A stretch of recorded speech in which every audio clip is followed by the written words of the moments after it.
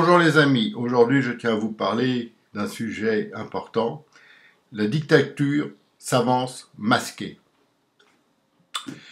Ce virus qui a fait sauter le monde, parce qu'il a fait sauter le monde, toutes les économies sont par terre, tout le système est en l'air, rien ne va plus, faites vos jeux. Alors, salut les amnésiques, parce que quand il fallait un masque, rappelez-vous, le même ministre qui aujourd'hui veut nous l'imposer partout, nous disait un masque, ça ne sert à rien, c'est pas la peine. Et mieux, ils interdisaient aux pharmaciens d'en vendre. Rappelez-vous, c'était au mois de mars 2020, c'est pas très vieux, mais quand même. Bon. Alors aujourd'hui, on va nous rendre le port du masque obligatoire, même à la montagne, à la mer, dans un désert, enfin où vous voulez. Même dans la voiture, paraît-il. Alors là, c'est très intéressant parce que ça va permettre de prendre une amende de 135 €. Je crois que c'est assez intéressant pour le gouvernement qui va pouvoir se goinfrer sur notre dos comme d'habitude. D'ailleurs, 135 €, c'est le nouveau tarif de base de la Macronie. Dès qu'il y a un truc qui ne va pas, PAN 135 €. Alors pour les tu crois, Tessu et autres, c'est pas vrai. La source qui me sert toujours de référence pour donner des chiffres, c'est souvent l'INSEE. L'INSEE est inattaquable, c'est une source étatique qui gère les statistiques en France. Alors que nous dit l'INSEE? Que pour la période du 1er mai 2020 au 20 juillet 2020, elle a arrêté ses statistiques au 20 juillet 2020, c'est qu'il y a eu moins de morts pour cette période en France en 2020 qu'en 2018 ou en 2019. Et c'est très significatif, vous pouvez le retrouver. D'ailleurs, je mettrai ce lien en dessous la vidéo, afin que vous puissiez aller le consulter vous-même. Alors, on peut dire une chose, on est en pleine propagande. On est dans un système à la RDA, un système stalinien, un système genre URSS, vous voyez, c'est-à-dire une propagande d'enfer partout. Là, par exemple, j'ai vu un truc inouï. Un mec, il est sur une plage, c'est un soi-disant journaliste, il n'y a personne sur la plage. Il trouve 5 Pékins à qui il demande êtes-vous pour le port du masque sur la plage? Ah oui, ils sont pour le port du masque. Moi, je vous dis, allez sur une plage, demandez à 100 personnes êtes-vous pour le port du masque sur la plage? Et ça m'étonnerait que vous en trouviez 5. Voilà. Mais bon, eux, ils savent pas faire. Les médias, ils n'ont pas besoin, puisque eux, ce qu'ils veulent, c'est donner leur version. Et ça s'appelle de la propagande, de la désinformation. Tout cela est idéologique. On a un Premier ministre qui vient d'arriver. Ça fait un peu plus qu'un mois. Et déjà, on a un sondage qui nous dit que 64% des Français le trouvent bien, lui font confiance. Alors moi, je me dis, qu'est-ce qu'il a fait pour avoir 64% des Français?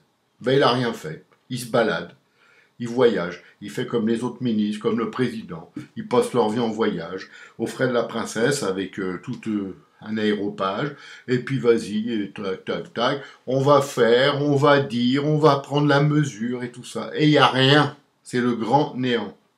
En fait, aujourd'hui, Macron est devenu le directeur ou proviseur de l'école maternelle France. Parce qu'on a transformé la France en une grande école maternelle, avec des gens à qui il faut parler comme on parle à des petits-enfants de 5, 6 ans, 4 ans. Vous voyez, doucement, tranquillement, et puis on leur explique les choses. Alors évidemment, avec ce système-là, il n'y a plus rien qui se passe. D'ailleurs, officiellement, le virus en question, il est daté du 24 janvier 2020 en France. Je vous le rappelle à tout hasard.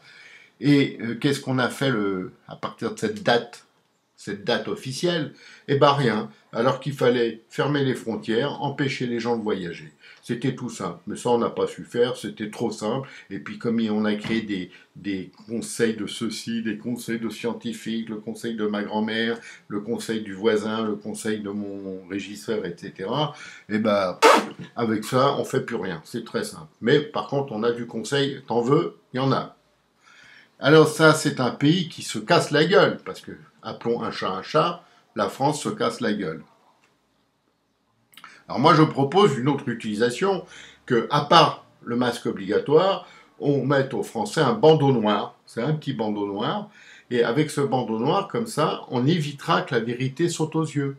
Ouais, on sera tranquille, on pourra tout faire. Déjà que tout va bien. On a quand même un truc extraordinaire pour conclure, Alors celui-là, j'ai été pillé, hein, j'ai ri pas mal.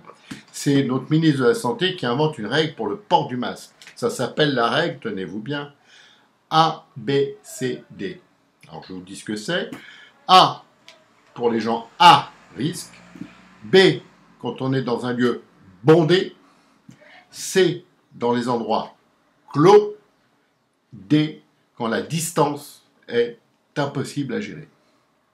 Alors moi, je propose, parce qu'ils l'ont oublié certainement, je pense qu'ils ont oublié la règle NPPDC. Nous prendre pour des cons. Celle-là est applicable 24 heures sur 24 et partout.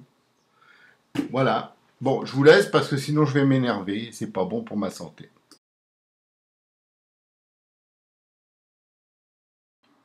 Quelques petites news de la désinformation rapidement.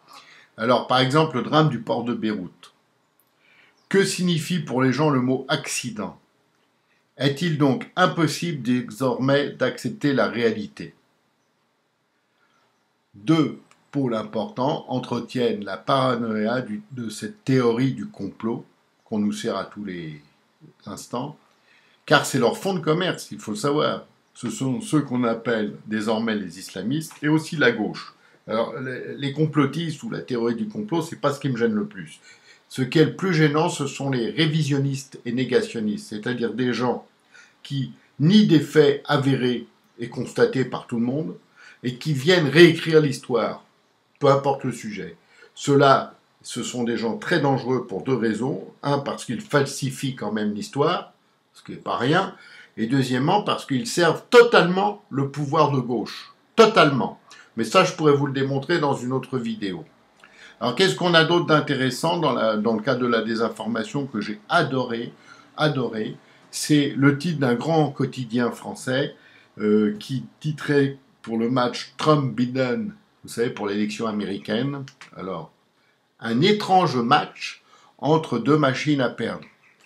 Pourquoi pas? Sauf que, au passage, Donald Trump, lui, il a perdu quoi? Il a gagné l'élection présidentielle américaine. Donc, comment peut-on parler de machine à perdre quand un type il gagne l'élection suprême aux USA? Vous voyez, ça c'est de la vraie désinformation à 100%.